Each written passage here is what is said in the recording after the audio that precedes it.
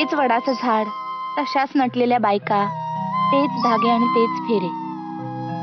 सगळ्यांच्या मनात इच्छा सुद्धा सारखीच, की या जन्मात लावलेलं कपाळावरचं कुंकू पुढची 7 जन्म तसंच राहावं. लढबाई, चला पूजेला. या.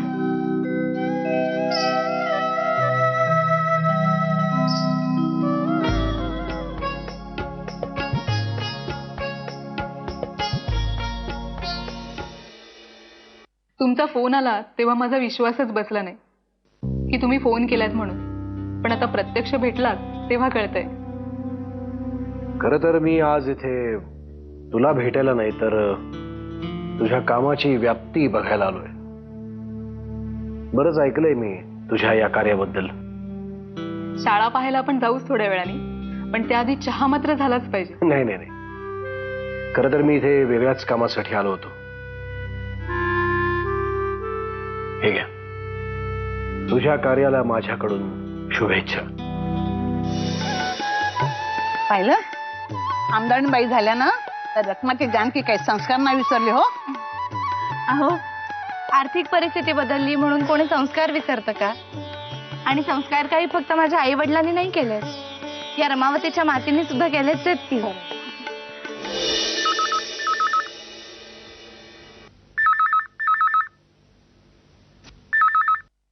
हॅलो. माईसाहेब थोरात आहेत का? हो, मी माई थोरातच बोलते. नमस्कार माईसाहेब. नमस्कार. मी तुमचा हितचिंतक बोलतोय. कोण बोलते? हितचिंतक. माईसाहेब, कोण बोलतंय त्यापेक्षा मी काय सांगतोय ते ऐकणं फार महत्वाचं आहे. माईसाहेब, आता तुमची मुलगी नरसिंह किल्लेदार सोबत तिच्या शाळेत आहे. माई सोबत नाही बघा. हे काय आहे? हे एक प्रकारे समाजाला फसवणं होतं. तर एकदा खात्री करून घ्या. का ग बाई, आता माहेरच्या गावाला आलीस ना, मग असा का चेहरा तुझा?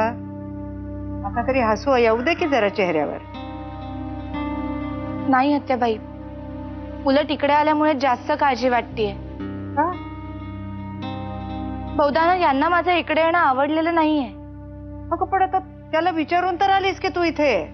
हो, मी विचारलं होतं तेव्हा हो म्हणाले, पण काल रात्री मी यांना फोन केला तेव्हा म्हणाले की तुला माझी खरंच काळजी वाटत असती तर मला असं सोडून इकडे आली नसते.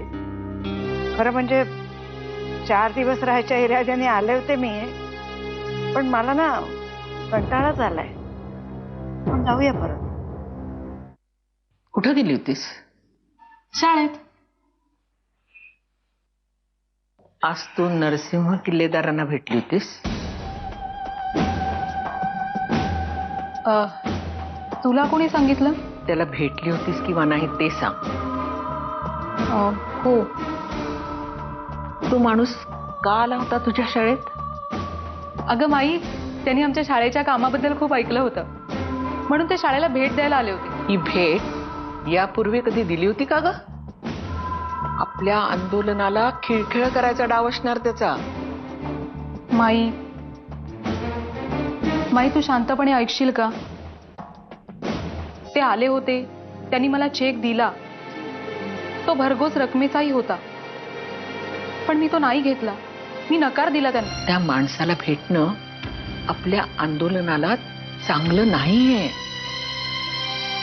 मला वाटेल तेव्हा मी त्यांना भेटणार, त्याच्यामध्ये मी तुझ्या आंदोलनाला येऊन देणार नाही. तुझ्या आंदोलनाला? म्हणजे आता मी तरी त्यांच्या विरोधात कुठल्याही प्रकारचा झेंडा अथवा फलक उचलणार नाही. थकलीस का ग? काय ग आत्या? अगं विश्रांतीला गेली होतीस ना? हा, मग लगेच परत आलीस? तुमची सगळ्यांची खूप आठवण यायला लागलीये, मग आले बाई परत. कुठे आहेत हे? घरातच आहेत ना? नरसिंह किल्लेदार घरात आहेत.